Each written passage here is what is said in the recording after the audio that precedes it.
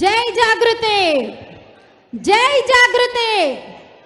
జాగృతి అనే పదంలోనే ఉంది జాగృతపరచడం. అది మన కవితక్కతోని జాగృతిలో చేరిన ప్రతి ఒక్కరికి తెలుసు.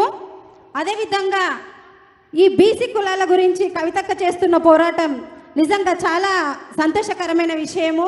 నేను ఒక ఎస్సీ వర్గానికి చెందినవాడిని. బీసీ కులాలలో ఇప్పుడు చేస్తున్న ఈ పోరాటంలో ఓన్లీ బీసీలే లేరు, ఎస్సీలు, బీసీలు, రెడ్డిలు అందరూ కలిసి కవితక్కతో నడవడానికి ముందుకొచ్చాము. అయితే ఉద్యమ కాలంలో ఏ కులం వారు ఆ కులం తరపున చేసిన ఉద్యమ కార్యక్రమాలు మన ప్రస్తుత సీఎం గారికి ఏమీ తెలియవు.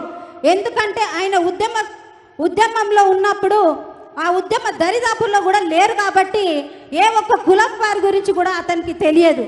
కాబట్టి బీసీ కులాలకు ఎందుకు రిజర్వేషన్ ఇవ్వాలి ఏంది అనేది ఆయనకు తెలియదు. కాబట్టి ఆయనకు మనము సాధించుకున్న తెలంగాణను 10 సంవత్సరాలు పాలించి ఆయన చేతిలో పెట్టినాం.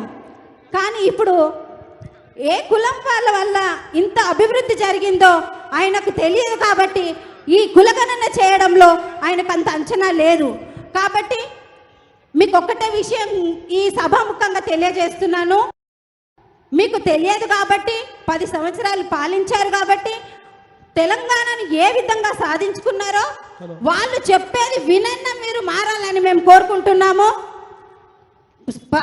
ఎంతసేపు మీరు కుటుంబ పాలన అన్నారు, కానీ ఆ కుటుంబ పాలనలో ప్రతి ఒక్క కులం అభివృద్ధి చెందింది. ప్రతి ఒక్కరికి అన్నీ కూడా లాభాలు జరిగినాయి. ఒక బీసీ ఇదేంది ఎస్సీ వర్గీకరణ కానీ, మరియు కళ్యాణ లక్ష్మి కానీ, షాదీ ముబారక్ కానీ, రైతు బంధు కానీ ఇవన్నీ ప్రతి ఒక్కరికి అందినాయి. అప్పుడు ఎందుకు అంటే ఆ మహానుభావుడు ప్రతి ఒక్కరి కష్టం చూసిండు. ఉద్యమంలో వాళ్ళు నడవడం పట్ల, వాళ్ళ వెనుకల ఉండడం పట్ల ఉద్యమాన్ని సాధించి తెలంగాణ సాధించుకున్నాం కాబట్టి వాళ్ళందరికీ ఆ ప్రత్యేకత ఇవ్వడం జరిగింది.